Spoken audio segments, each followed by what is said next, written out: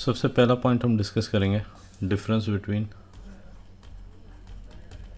Compiler and interpreter. बहुत सारे misconceptions रहते हैं, वो दूर करके आगे बढ़ना है। अब पहले तो मिसकंसेप्शंस कि ये लाइन बाय लाइन करता है, ये पूरा करता है, ये ऊपर से नीचे और फिर अजीब अजीब बातें। तो ऐसा कुछ नहीं है, it's very simple. Real life perception की बात करें तो इंटरप्रेटर मतलब एक बंदा जो सुनेगा, लिसन्स, फिर वो उसको कन्वर्ट करता है एंड स्पीक्स। द्विभाषीय बोलते हैं। मान लो आप अपने प्राइम मिनिस्टर साहब किसी फॉरेन कंट्री जर्मनी गए, मान लो उनको जर्मन लैंग्वेज नहीं आती, वो हिंदी में बोलेंगे, तो ये बंदा सुनेगा हिंदी में, इसको हिंदी भी आती है, जर्मन भी आती है, ये सुनेगा हिंदी में, अपने दिमाग में कन्वर्ट करेगा और बोल देगा। ये किसी पेपर पे नहीं लिखेगा, ये सुनेगा, कन्वर्ट करेगा, बोल देगा। कन्वर्जन वो अपने दिमाग तक ही रखेगा। तो इसको क्या कहा जाता है? इंटरप्रेटर। और अगर मैं कहता हूँ कि मैंने मेरे पीएचडी का डेटा मान लो कंपाइल किया, मतलब कहीं तो भी कलेक्ट करके रख लिया, डेटा कहीं तो भी कलेक्ट करके रखा प्रॉपर सिस्टमेटिक फैशन में, ताकि मैं आगे उसे इंटरप्रेट कर सकूँ या जो भी करना है कर सकूँ, तो डेटा कंपाइलेशन भी कहा जाता है। तो प्रोग्रामिंग में भी कुछ डिफरेंस नहीं है, ऐसा ही है। अगर हम बात करें कंपाइलर की, तो कंपाइलर एक ए फॉर्म का कोड लेगा। आई वोंट इवन से कि इंग्लिश, अभी इतनी दुनिया आगे बढ़ चुकी है कि बहुत अजीब अजीब बातें भी होती है। So let's keep it simple. A form code in A form, इसे चेक करेगा और कन्वर्ट कर देगा, converts to B form. B form बस एक कुछ तो भी नाम देना इसलिए दिया है, मतलब एक प्रकार का कोड लेगा, उसे कन्वर्ट करके दूसरे कोड में कन्वर्ट कर देगा, और ये कन्वर्टेड कोड एक फाइल में डाला जाएगा। इसका काम ख़त्म कंपाइलर का। इसका काम है एक फॉर्म का कोड लेना, कन्वर्ट करना, दूसरे फॉर्म में एक फाइल में डाल देना। और अगर इंटरप्रेटर की बात करें तो मान लो एक सी फॉर्म या के फॉर्म का कोड लेगा, कोड इन के फॉर्म, ये दिया हमने किसको? इंटरप्रेटर को। तो ये के फॉर्म का कोड लेगा, उसे कन्वर्ट करेगा और रन कर देगा, मतलब एग्जीक्यूट ही कर देगा। कंपाइलर का रोल एग्जीक्यूट करना नहीं है, इसका काम है कन्वर्ट करके रन करना। कन्वर्टेड कोड कहीं भी किसी फाइल में नहीं आएगा, कोई फाइल प्रोड्यूस नहीं होगी। ये रोल है इंटरप्रेटर का। फॉर एग्जांपल ब्राउज़र में इंटरप्रेटर रहता है। आप जब www.something टाइप करते हो, एंटर हिट करते हो, तो सर्वर साइड पे रिक्वेस्ट जाती है, रिस्पॉन्स आता है, रिस्पॉन्स में HTML आता है। ब्राउज़र में इंटरप्रेटर रहता है जो उस HTML को इंटरप्रेट करता है और रन करके आपको कैनवास पे आउटपुट दिखा देता है। हमको लगता है साइट खुल गई, जबकि उसने तो इंटरप्रेट करके आउटपुट दिखा दिया है। कुछ टेक्नोलॉजी इंटरप्रेटर बेस्ड रहती है, कुछ टेक्नोलॉजीज़ कंपाइलर बेस्ड रहती है। ऐसा भी होता है टेक्नोलॉजीज़ में कि ए दिया कंपाइलर को, उसने प्रोड्यूस किया बी, फिर बी अगेन एक कंपाइलर को दिया, ये दूसरा कंपाइलर, ये अलग कंपाइलर, ये अलग कंपाइलर, इसने सी प्रोड्यूस किया, फिर ये सी दिया इंटरप्रेटर को, उसने उसको रन कर दिया। तो सोच के देखिए, एक्चुअली ये फ़र्क है कंपाइलर और इंटरप्रेटर का। तो कितना अजीब लगेगा इंटरव्यूअर को जब आप कहोगे, बोले ये लाइन बाय लाइन करता है। अरे हर चीज़ लाइन बाय लाइन ही होती है, कंपाइलर भी आपके कोड को लाइन बाय लाइन ही पढ़ता होगा।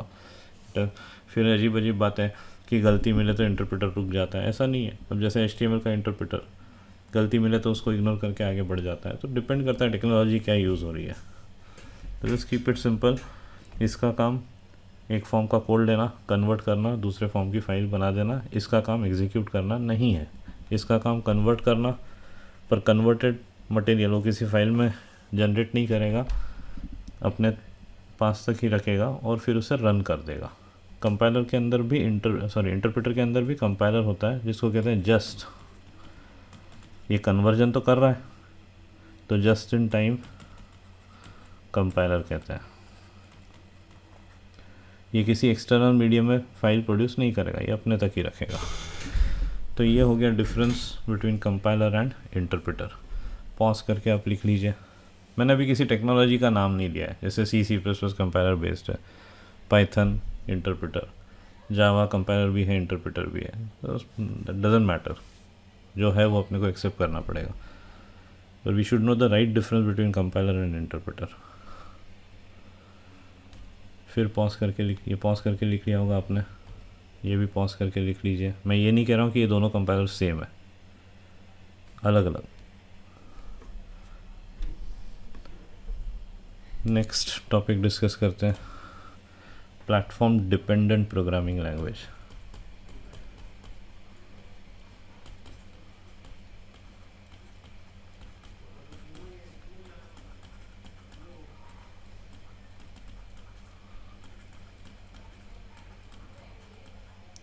अब सिनेरियो समझते हैं। एक सिनेरियो ले लेता हूँ। मान लो मैंने एक मशीन ख़रीदी ब्रांड न्यू, उस पर मैंने विंडोज़ इंस्टॉल किया या प्री इंस्टॉल्ड है, आई डोंट केयर। अब मान लो एक कोड है, मान लो ये abc.c hash include main return 0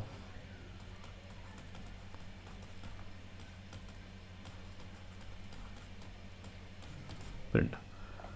अब ये जो है ये इंग्लिश में लिखा है, ओएस को समझ में नहीं आती।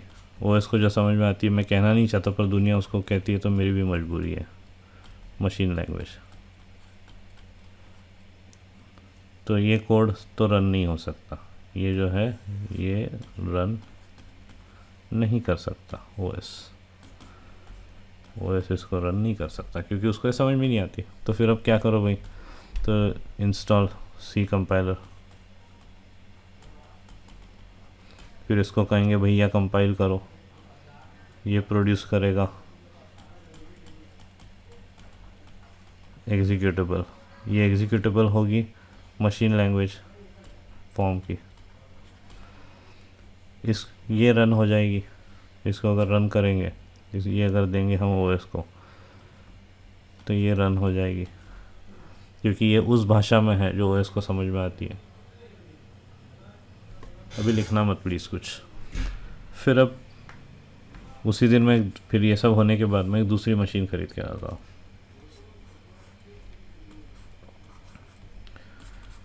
उस पर लेट्स से मैंने लिनक्स या लाइनक्स, क्या प्रोनाउंस करना है, I don't want to go into that, Linux Linux जो समझना समझ लो, वो इंस्टॉल किया। ये भी क्या ऑपरेटिंग सिस्टम, इसको भी क्या समझ में आती है,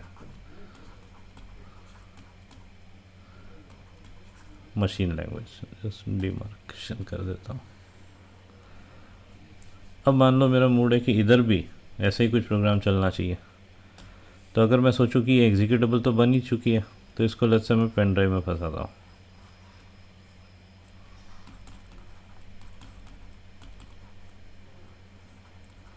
और यहाँ पे कॉपी कर देता हूँ, तो क्या ये रन हो पाएगी? थियोरेटिकली जो सामने दिख रहा है उसके हिसाब से तो ये रन हो जाना चाहिए कॉपी करने के बाद, क्योंकि ये भी मशीन लैंग्वेज, ये भी मशीन लैंग्वेज, ये भी मशीन लैंग्वेज में ही है, तो रन होने वाला है। पर आंसर इज़ नो, ये रन नहीं होगी। कॉपी हो जाएगी पर रन नहीं होगी। क्यों? क्योंकि ये मशीन लैंग्वेज और ये मशीन लैंग्वेज, ये दोनों डिफरेंट फॉर्मेट्स की,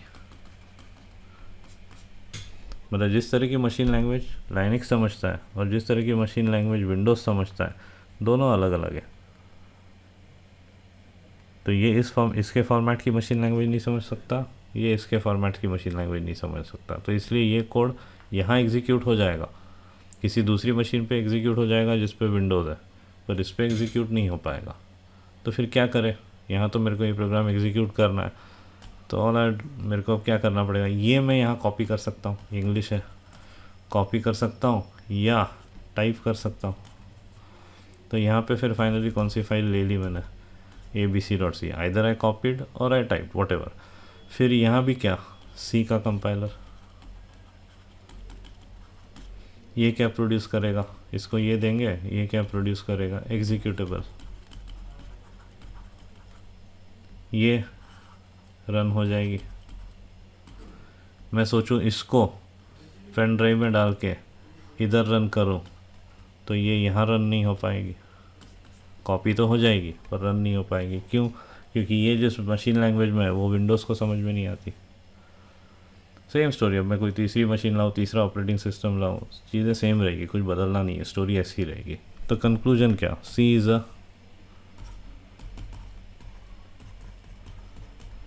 प्लेटफॉर्म, ये लिखा हुआ ही था वैसे, platform dependent programming language. What does it mean? तो कीप इट सिंपल, जिस ऑपरेटिंग सिस्टम के लिए कोड को कंपाइल किया गया है उसी ऑपरेटिंग सिस्टम पे वो एग्जीक्यूट हो सकता है। That's it. कुछ उल्टा सीधा प्लेटफॉर्म बड़ी बड़ी बातें करने की ज़रूरत ही नहीं। It's very simple. जिस ऑपरेटिंग सिस्टम के लिए कोड को कंपाइल किया और ये एग्जीक्यूटेबल बनी, अभी एग्जीक्यूटेबल किस पे एग्जीक्यूट हो पाएगी? उसी ऑपरेटिंग सिस्टम पे जिसके लिए इसको कंपाइल किया गया है। That's platform dependent programming language. The code will be only executable on the platform or for the operating system for which it has been compiled. तो यहाँ प्लेटफॉर्म किसको कहा जा रहा है? हार्डवेयर को नहीं कहा जा रहा। प्लेटफॉर्म बेसिकली ऑपरेटिंग सिस्टम को कहा जा रहा है। तो ये मैंने डिस्कस करी प्लेटफॉर्म डिपेंडेंसी क्या होती है। लिख लीजिए, if the question is related to platform dependency तो आपको यही स्टोरी समझानी है। पॉज करके लिख लीजिए, फेयर कर लीजिएगा इसको। नेक्स्ट एक छोटा सा पॉइंट और डिस्कस करना ज़रूरी है। ये सी का कंपाइलर क्या लेता है भाई? सोर्स कोड एग्जीक्यूटेबल बनाता है। ये सी का कंपाइलर क्या लेता है? सोर्स कोड एग्जीक्यूटेबल बनाता है। अगर मैं पूछूँ ये दोनों सी के कंपाइलर सेम है क्या, तो आंसर इज़ नो। ये सी का कंपाइलर स्पेसिफिकली लाइनक्स के लिए बना है, ये सी का कंपाइलर विंडोज़ के लिए बना है। ये सी का कंपाइलर जो जनरेट करता है वो विंडोज़ स्पेसिफिक एग्जीक्यूटेबल, ये सी का कंपाइलर जो जनरेट करेगा वो लाइनक्स स्पेसिफिक एग्जीक्यूटेबल। अब नेक्स्ट हम डिस्कस करेंगे प्लेटफॉर्म इंडिपेंडेंट प्रोग्रामिंग लैंग्वेज। ये जो डिस्कशन हुआ ये हुआ प्लेटफॉर्म डिपेंडेंट प्रोग्रामिंग लैंग्वेज पे। आई होप आपने सब लिख लिया हो। आगे बढ़ते हैं। Now let's talk about platform independent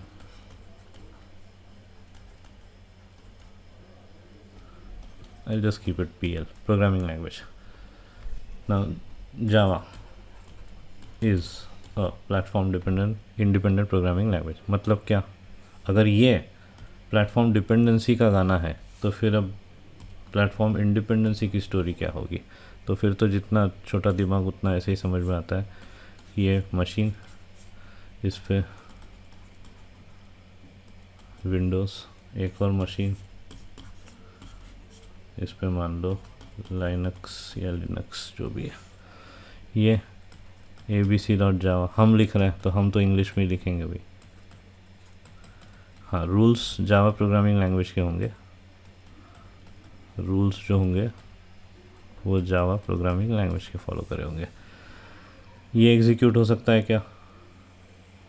तो नहीं हो सकता, क्योंकि स्टोरी बदल थोड़ी ना गई है। इसको क्या आती है? मशीन लैंग्वेज, मतलब एक पर्टिकुलर फॉर्मेट की लैंग्वेज। तो फिर क्या करें? जावा कंपाइलर प्रोड्यूस करेगा। I won't use the word executable, एक जेनरिक वर्ड यूज़ करता हूँ, कंपाइल्ड कोड।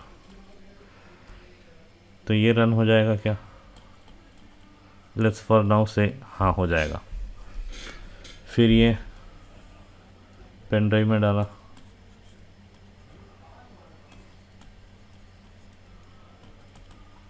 इधर कॉपी किया तो रन हो जाएगा क्या? तो लेट्स से यस, क्योंकि अपने को कहना प्लेटफॉर्म इंडिपेंडेंट प्रोग्रामिंग लैंग्वेज। पर मैं आपसे एक छोटा सा एग्जांपल या छोटा सा सवाल पूछता हूँ, छोटा सा एग्जांपल ले रहा हूँ। एक लेट्स से स्टेट है महाराष्ट्र और एक स्टेट है मध्य प्रदेश।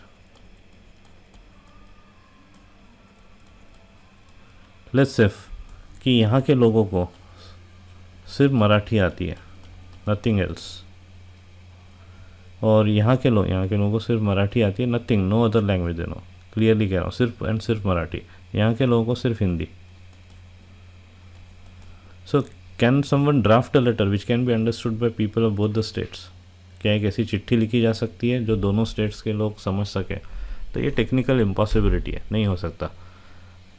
ऐसा लेटर लिखा ही नहीं जा सकता जो दोनों स्टेट्स के लोगों को समझ में आ जाए। तो अगर ऐसी चिट्ठी नहीं लिखी जा सकती, ऐसा लेटर नहीं लिखा जा सकता जो दोनों स्टेट्स के लोगों को समझ में आए, या तो इसको आएगा समझ में, इसको आएगा। आप बोलोगे हम इंग्लिश में लिखते हैं, तो भैया इसको तो इंग्लिश आती नहीं है, इसको भी नहीं आती।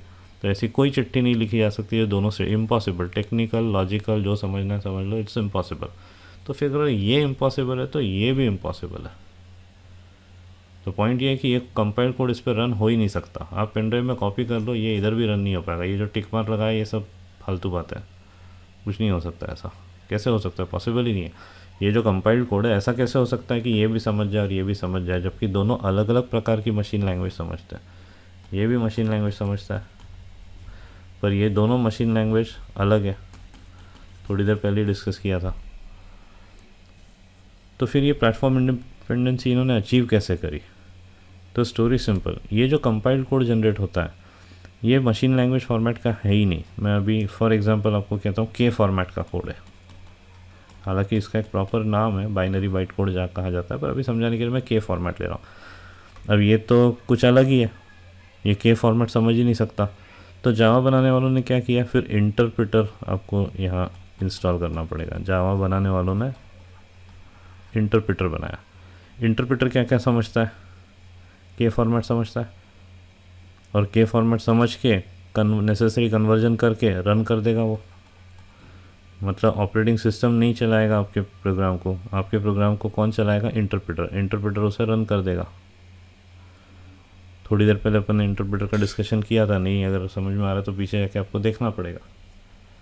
अब ये कोड इधर कैसे चल रहा है? तो इधर भी इंटरप्रेटर, जावा इंटरप्रेटर, इधर भी जावा इंटरप्रेटर। ये भी इंटरप्रेटर क्या समझता है? के format. Now I will throw away this word के, इट इज़ कॉल्ड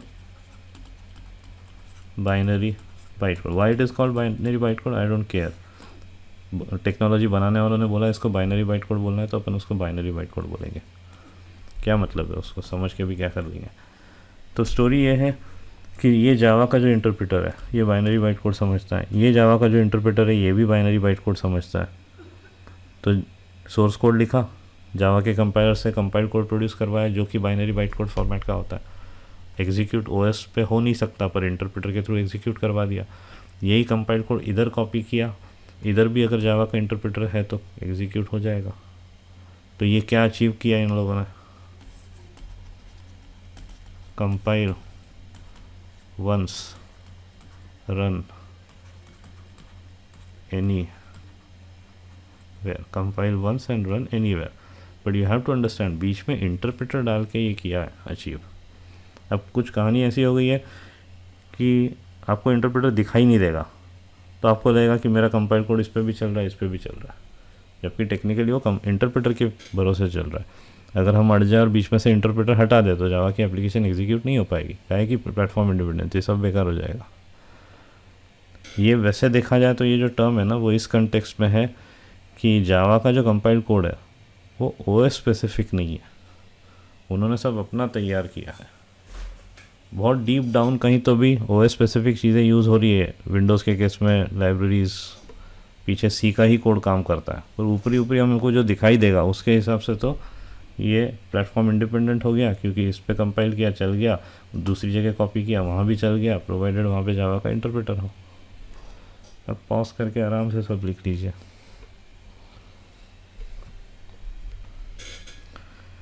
अब इस केस में लास्ट एक इम्पॉर्टेंट पॉइंट डिस्कस करना है। अगर कोई पूछे ये जावा का कंपाइलर, इधर भी जावा का कंपाइलर हो सकता है, ऐसा भी तो हो सकता है मैं यहाँ पे टाइप करूँ abc.java, फिर यहाँ पे जावा का कंपाइलर, वो भी क्या प्रोड्यूस करेगा? बाइनरी बाइट कोड ही, वो वहाँ डाल के चला तो चल जाएगा। तो अब पॉइंट ये है कि ये जावा का कंपाइलर, ये जावा का कंपाइलर सेम है क्या? तो लगता ऐसा है कि सेम है, पर नहीं है। ऐसा क्या क्यों लगता है? क्योंकि भाई ये abc.java ये बाइनरी कोड जनरेट करेगा, ये भी abc.java इंग्लिश में लेकर बाइनरी बाइट कोड जनरेट करेगा, पर ये दोनों सेम थोड़ी ना है। ट्राई टू अंडरस्टैंड, ये भी तो एक प्रोग्राम है जिसको लाइनक्स पे चलना है, ये खुद लाइनिक्स पे चलेगा। ये काम धंधे क्या करता है वो सब छोड़ो, ये खुद लाइनिक्स पे चलेगा। ये एक प्रोग्राम है जो खुद विंडोज़ पे चलेगा। फॉर एग्ज़ाम्पल आपके पास एक आईफोन है, उसके ऊपर एंग्री बर्ड्स आपने इंस्टॉल किया। एंड्रॉयड फ़ोन भी है, उसके ऊपर भी एंग्री बर्ड्स आपने इंस्टॉल किया, दोनों को चलाया, तो दोनों का फर्स्ट लेवल सेम ड्राइंग्स बनी हुई है। दैट डजेंट मीन कि दोनों सेम एप्लीकेशन है। एक डिफरेंट वर्जन है जो आईफोन पे इंस्टॉल हुआ है, एक डिफरेंट वर्जन है जो एंड्रॉयड फ़ोन पे इंस्टॉल हुआ है। दोनों जो चोकटा दिखाते हैं वो सेम है, बट दैट डजेंट मीन कि दोनों प्रोग्राम सेम है, दोनों स्पेसिफिक ऑपरेटिंग सिस्टम के हिसाब से बना है। तो इसी तरह से ये जावा का जो कंपाइलर है, ये और ये जावा का कंपाइलर डिफरेंट। ये जावा का इंटरप्रेटर भी तो एक प्रोग्राम है जिसको लाइनिक्स पे चलना है, ये जावा का इंटरप्रेटर भी एक प्रोग्राम है जिसको विंडोज़ पे चलना है, तो ये दोनों भी अलग अलग है। तो सन माइक्रो सिस्टम, अब ये भले आपको ओरेकल का प्रोडक्ट दिखाई दे रहा है, भाई ये सब करता धरता सन माइक्रो सिस्टम, फिलॉसफी पूरी उनकी है और कमाल की चीज़ बनाई उन्होंने। सन माइक्रो सिस्टम ने उस समय फिर जितने ऑपरेटिंग सिस्टम है उतने इंटरप्रेटर्स बनाए जावा के, उतने कंपाइलर्स बनाए। और अब स्थिति ये है कि कोई नया ऑपरेटिंग सिस्टम बनाता है तो पहले जावा जिसका प्रोडक्ट है उनसे कांटेक्ट करता है और अपने ऑपरेटिंग सिस्टम के लिए जावा का इंटरप्रेटर कंपाइलर ये सब बनवा लिया जाता है। तो जिस दिन वो ओएस लॉन्च होगा उस दिन जावा का कंपाइलर इंटरप्रेटर रेडी होगा। तो जितने ऑपरेटिंग सिस्टम उतने इंटरप्रेटर्स एंड कंपाइलर्स। पॉज करके ये सब लिख लीजिए। तो एक छोटा सा रिकैप, फिर अगले टॉपिक पे जाएंगे। कंपाइलर और इंटरप्रेटर के बीच का डिफरेंस। कंपाइलर एग्जीक्यूट नहीं करता, एक फ़ाइल बना के छोड़ देता है। इंटरप्रेटर उसे एग्जीक्यूट कर देगा कन्वर्ट करके। वो किसी फाइल में कोई कंपाइल्ड कोड जनरेट नहीं करता है, वो कंपाइल्ड कोड अपने तक ही रखता है, इसीलिए उस कहते हैं कि उसमें एक जस्ट इन टाइम कंपाइलर होता है। कुछ टेक्नोलॉजीज कंपाइलर बेस, कुछ इंटरप्रेटर बेस, कुछ टेक्नोलॉजीज मल्टीपल कंपाइलर बेस। जावा में ही ऐसा है, जावा सी एक कंपाइलर है, जावा में ही ऐसा है। फिर there is something called RMIC। Let's not go into that right now, but the point is कुछ भी हो सकता है किसी भी टेक्नोलॉजी में। फिर डिस्कशन किया what is a platform dependent programming language. The important final sentence was जिस ऑपरेटिंग सिस्टम के लिए कोड को कंपाइल किया उसी ऑपरेटिंग सिस्टम पे वो एग्जीक्यूट हो सकता है। ऐसी टेक्नोलॉजी जिसमें कोड लिखा गया उसको प्लेटफॉर्म डिपेंडेंट प्रोग्रामिंग लैंग्वेज कहा जाएगा। C++ platform dependent programming languages है। Then we jumped on to what is platform independent programming language. तो ये ओवररेटेड हाइप है एक तरह से। Technically there is no such thing और प्लेटफॉर्म इंडिपेंडेंसी, पर इन्होंने इंटरप्रेटर को बीच में डाल के इंडिपेंडेंसी अचीव करी है। जावा का कंपाइलर जो जनरेट करता है वो बाइनरी बाइट कोड होता है जो किसी भी प्लेटफॉर्म मतलब किसी भी ऑपरेटिंग सिस्टम पे चल जाएगा, प्रोवाइडेड चलाने के लिए इंटरप्रेटर हो। मतलब ऑपरेटिंग सिस्टम चलाएगा ही नहीं, चलाएगा तो इंटरप्रेटर। फिर जितने ऑपरेटिंग सिस्टम उतने कंपाइलर्स हो जावा के इंटरप्रेटर। हम जो कोड लिखेंगे वो इस लाइनिक्स के हिसाब से नहीं लिखेंगे। हम जो कोड लिखेंगे वो विंडोज़ के हिसाब से नहीं। हमारा कोड तो सबके लिए सेम रहेगा। सारी चीज़ें ये इंटरप्रेटर कंपाइलर ये सब मैनेज कर लेंगे। नेक्स्ट पॉइंट, जावा जिन्होंने बनाया उन्होंने क्या क्या बनाया वो देखते हैं। एक तो जावा कंपाइलर, फिर दूसरी चीज़ जावा का इंटरप्रेटर। तो कंपाइलर का नाम है जावा सी, मतलब प्रोग्राम का नाम जावा सी है, जैसे GCC G++, वैसे जावा सी। इंटरप्रेटर उस प्रोग्राम का नाम जावा है। तीसरी चीज़ loads of predefined code, predefined classes in the form of packages as of date latest version के हिसाब से मॉड्यूल्स। अब पैकेजेस समझ, पैकेजेस मतलब कलेक्शन ऑफ क्लासेस। सोच के देखो क्या कर लूँगा मैं सी में अगर प्रिंटफ अवेलेबल ना होता तो, दैट काइंड ऑफ थिंग। फिर चौथी चीज़ इन्होंने बनाई ढेर सारी यूटिलिटीज़। फॉर एग्ज़ाम्पल आपने प्रोग्रामिंग करी, ढेर सारी क्लासेस बनाई, अब उनको आपको कंप्रेस करके एक सिंगल फाइल में डालना है या डॉक्यूमेंटेशन क्रिएट करना है। तो इस तरह के कामों के लिए ढेर सारी यूटिलिटीज़ है, मैं डिटेल में अभी नहीं जा सकता। तो बेसिकली 4 चीज़ें, compiler, interpreter, predefined classes, utilities. अब अगर कोई प्रोग्रामर है, मतलब एप्लीकेशन डेवलपर, तो उसकी मशीन पे चारों होना चाहिए। तो चारों मिल जाए तो जो बनता है वो कहलाता है JDK, जावा डेवलपर्स किट, और also sometimes called Java development kit. अब एप्लीकेशन यूज़र, भाई इसको क्यों चाहिए? क्योंकि बनाएगा, कंपाइल करेगा, एग्जीक्यूट, टेस्टिंग वगैरह करेगा, इंटरप्रेटर, प्री डिफाइंड क्लासेस का यूज़ करेगा फाइनली डॉक वगैरह क्रिएट करने के लिए। अब एप्लीकेशन यूज़र जो है उसकी मशीन पे क्या क्या चाहिए? कंपाइलर चाहिए क्या? नहीं चाहिए। क्या चाहिए फिर? इंटरप्रेटर चाहिए क्या? यस। प्री डिफाइंड क्लासेस चाहिए। क्यों? There is something called run time linking, जो मैं आगे समझाऊंगा, अभी नहीं समझा सकता। और कुछ खास कारण है, यूटिलिटीज़ भी चाहिए। ये स्ट्रेट अवे यूटिलिटीज़ का तो यूज़ नहीं करेगा पर चाहिए। तो ये मिल जाए तो जो बनता है उसको कहते हैं JRE। हालांकि कंपाइलर भी रहता है उसमें कुछ बहुत, अब तो ऐसा हो गया कि there is no difference between JDK and JRE, पर आपको ये टर्मिनोलॉजी पता होनी चाहिए। I can't help it, interviewer पूछेंगे आपसे तो you should know. Java as of date latest version में कोई फ़र्क ही नहीं रहा है। जावा रन टाइम एनवायरनमेंट, तो दो टर्म्स है। बनाने के लिए क्या इंस्टॉल करना पड़ेगा? JDK। चलाने के लिए क्या चाहिए? JRE। फ्री का प्रोडक्ट है। अब लाइसेंसिंग शुरू कर दिया ओरेकल ने, पर अदरवाइज देखा है तो अभी भी फ्री का प्रोडक्ट है, फ्री वर्जन अवेलेबल है। तो जितने ऑपरेटिंग सिस्टम उतने JDK उतने JRE। अगर अपन ओरेकल की साइट पे जाए डाउनलोड करने के लिए तो वहाँ स्पेसिफिकली दो ऑप्शंस आएंगे, JDK JRE, फिर लंबी लिस्ट होगी ऑपरेटिंग सिस्टम की।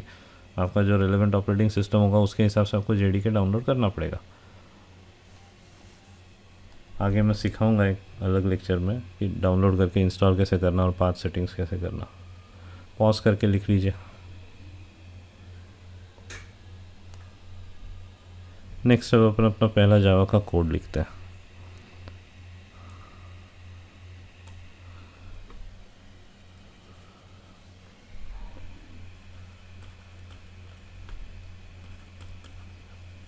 अब Java doesn't have support for procedural programming, मतलब जो भी करना है वो क्लास के अंदर ही करना है, कुछ भी क्लास के बाहर नहीं हो सकता। तो abc.java क्लास ट्रिपल है, उसके अंदर कुछ लिखा, आई डोंट केयर अभी क्या लिखा, class triple B, class triple C, कुछ मेथड्स वगैरह लिखी है। ध्यान रखना मैं अज्यूम कर रहा हूँ कि आपको C++ आता है। C++ नहीं आता तो फिर ये सब किसी मतलब का नहीं है, ये सब वेस्टेज ऑफ टाइम है। मेथड्स है, प्रॉपर्टीज़ है, मेथड्स है, प्रॉपर्टीज़ है। ये सोर्स कोड वाली फाइल है, सोर्स कोड फाइल abc.java। अब इसे कंपाइल करना होगा। कंपाइल करने के लिए हम लिखेंगे जावा सी abc.java, what ever may be the operating system, करना तो ऐसे ही है।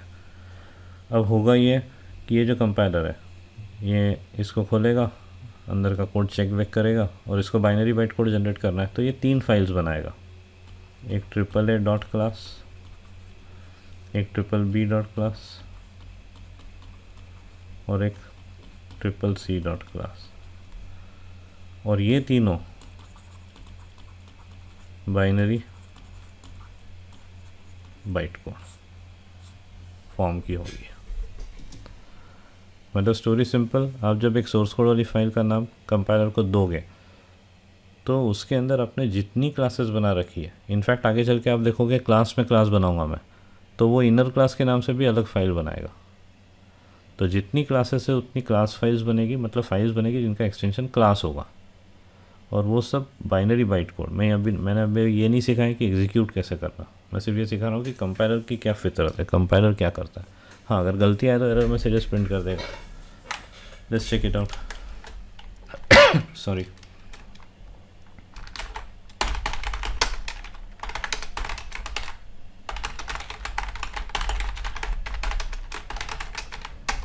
कुछ पहले का हो तो हटा दिया, डिलीट कर दिया मैंने। नाम तय हुआ था abc.java, क्लास ट्रिपल है, कुछ कोड है अंदर, नहीं भी है तो उससे कोई फ़र्क नहीं पड़ता, आप अज्यूम कर लो कुछ कोड है अंदर।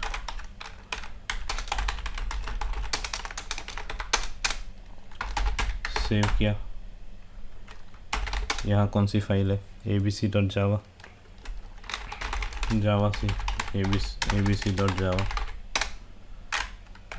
कोड कंपाइल हो गया।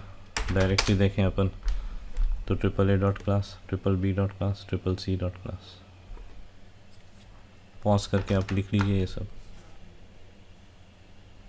अगर मान लो मैं एक और फाइल बनाता हूँ, उसमें भी अगर मैंने उसमें भी अगर मैंने AAA क्लास बनाई तो उसको जब कंपाइल करूँगा तो फिर AAA.class बनेगी और ये ओवरराइट हो जाएगी। कॉमन सेंस है ये।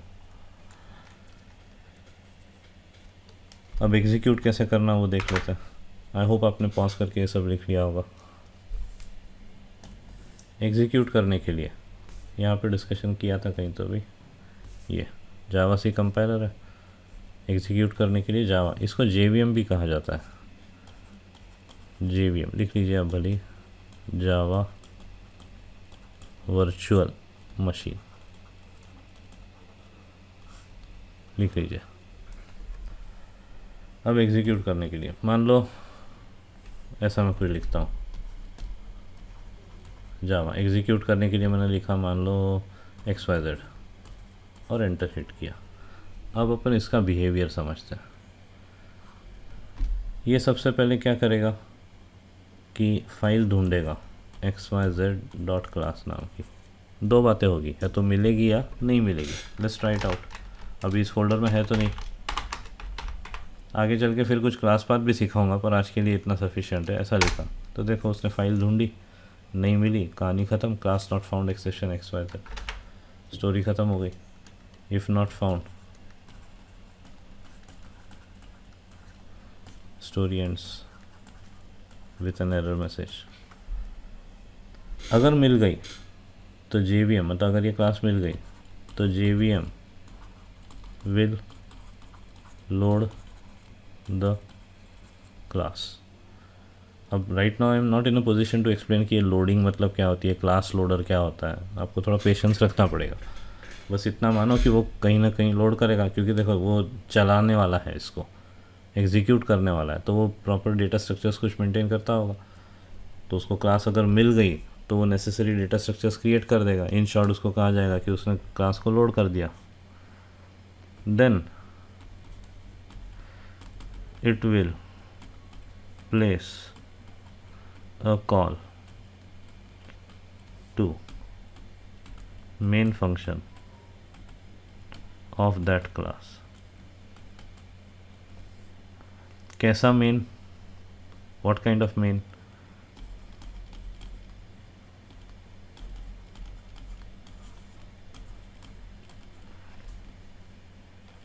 जिसके पैरामीटर में स्ट्रिंग अरे टाइप कुछ हो। फिर अभी नहीं समझ सकते, बस मान के चलना पड़ेगा, मजबूरी है। जब स्ट्रिंग का टॉपिक आएगा तो समझा दूंगा। स्ट्रिंग अरे, return type void, access public, nature static। और ज़ीरो पे ये बात तो ही कि नाम मेन। तो वो क्लास लोड करेगा और एक ऐसे मेन को कॉल करेगा जिसके पैरामीटर में स्ट्रिंग अरे, return type void, access public, nature static. अगर ऐसा मेन नहीं है, इफ़ सच है main does not exist, the story ends obviously with a error message. देखते हैं अभी तो हमने ये क्लासेस बनाई, किसी में भी मेन नहीं है। तो अगर मैं ऐसा लिखूँ जावा AAA एंटर, तो देखो उसने ये नहीं कहा। जब XYZ की बात करी तो उसने कहा कि XYZ नहीं है। अब जावा मैंने AAA लिखा तो वो बोलता है main method not found in class AAA, please define the main method as public static void main string square bracket ARGS की जगह मैं कुछ भी ले सकता हूँ। पॉज करके लिख लीजिए। अगले पेज पे मैं लिखूँगा इफ़ फाउंड, तो वो क्या करेगा, या यहाँ लिख रहा हूँ देख लीजिए फिर बाद में। ये if not found, if such A main does not exist, यहाँ लिख देता हूँ इफ़ मेन एग्जिस्ट,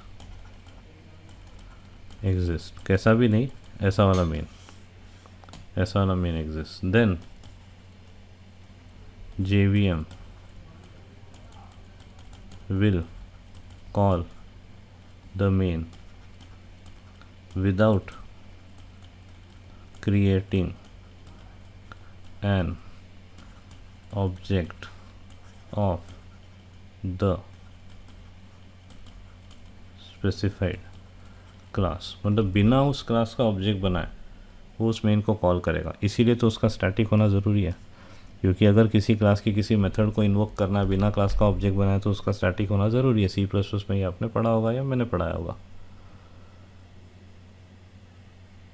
तो इसीलिए इस मेन को एप्लीकेशन का स्टार्टिंग पॉइंट फंक्शन कहा जाता है, मतलब एंट्री पॉइंट फंक्शन। ये एप्लीकेशन का एंट्री पॉइंट फंक्शन। अब पॉज करके ये सब लिख लीजिए, फिर मैं ये सब थोड़ा खेल के बताता हूँ आपको, मतलब बेसिकली अलग अलग कुछ करके बताऊँगा। एक तो तय रहा कि मेन नहीं हो तो भी कोड कंपाइल हो जाता है, कोई इश्यूज़ नहीं है। ऐसा ज़रूरी नहीं, कोड के कंपाइल होने के लिए मेन का होना ज़रूरी नहीं है। तो आप पॉज करके लिख लीजिए, मैं अलग अलग चीज़ें करके बता रहा हूँ आपको। Let's start. वही ले लेता हूँ abc.java,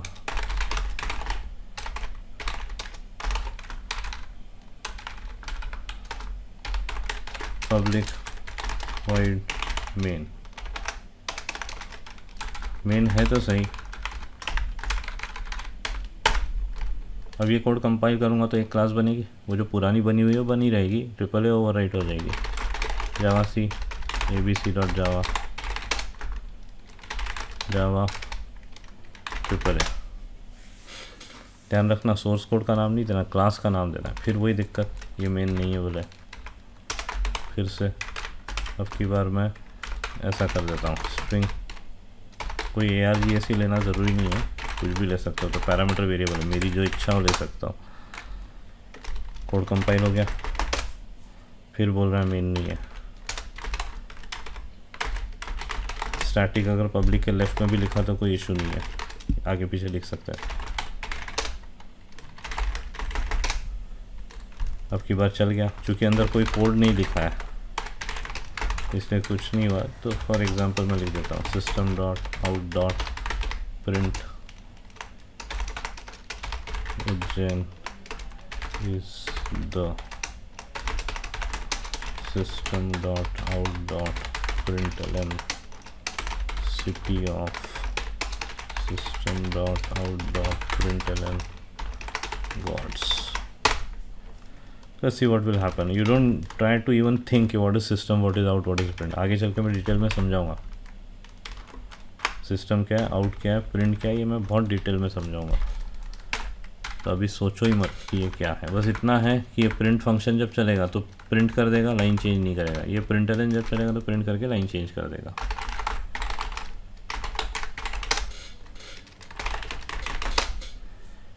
तो उज्जैन ये कोड था, ये कोड था। Ujjain is the, line change नहीं हुई, सिटी ऑफ, फिर गॉड्स अगली लाइन पे आ गया। Right now you are not in a position to even think और अंडरस्टैंड व्हाट इज system.out.print। सोचो भी मत, गड़बड़ हो जाएगी। कुछ दिनों तक पेशेंस रखना पड़ेगा आपको। तो ये सब लिख लीजिए, ये कोड था, वो चलाया तो वो आउटपुट आया।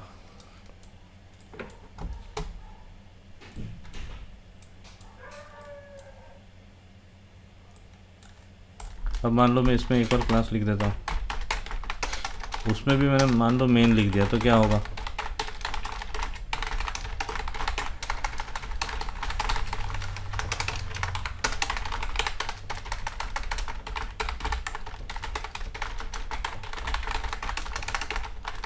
तो क्या हो गया, कुछ कन्फ्यूजन हो जाएगा। ऐसा कुछ नहीं होने वाला। अभी कंपाइल करेंगे तो ये क्लास अलग बनेगी, ये क्लास अलग बनेगी। जिस क्लास का नाम हम इंटरप्रेटर को देंगे उसके मेन से एग्जीक्यूशन स्टार्ट कर देगा। Let's check it out. Java triple B लिखा तो ट्रिपल बी का मेन चल पड़ा, जावा ट्रिपल ए लिखा तो ट्रिपल ए का मेन चल पड़ा। लिख लीजिए, अच्छा, इसमें अपर केस क्या है, लोअर केस क्या है वो समझा रहा हूँ। ये एस अपर केस है, ये एस अपर केस है। यहाँ ARGS लिखने की कोई ज़रूरत नहीं, कुछ भी लिख सकते हो। ये स्क्वायर ब्रैकेट इसके पहले भी दिए जा सकता है। और एक का टॉपिक जब आएगा तो सब डिटेल में पढ़ा दूँगा।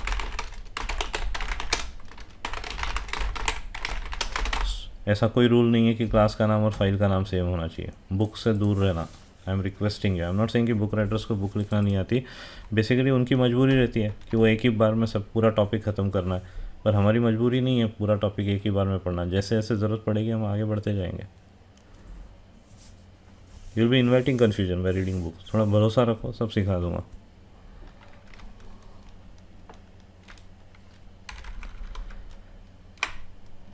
आई होप आपने पॉज करके सब लिख लिया होगा। तो आज हमने यहाँ से शुरुआत करी, कंपाइलर इंटरप्रेटर, फिर यहाँ पे platform dependent programming language, platform dependency क्या होती है, प्लेटफॉर्म इंडिपेंडेंसी क्या होती है, कैसे इंटरप्रेटर को बीच में डाल के इंडिपेंडेंसी अचीव करी, जावा डेवलपमेंट किट क्या होता है, JRE क्या होता है, फिर कंपाइलर को क्या कहना है, वो क्या करता है, बाइनरी बाइट कोड वाली हर क्लास के नाम से अलग फाइल बनाएगा। That's it. ये लेक्चर ख़त्म हो गया यहाँ पे। Thank you.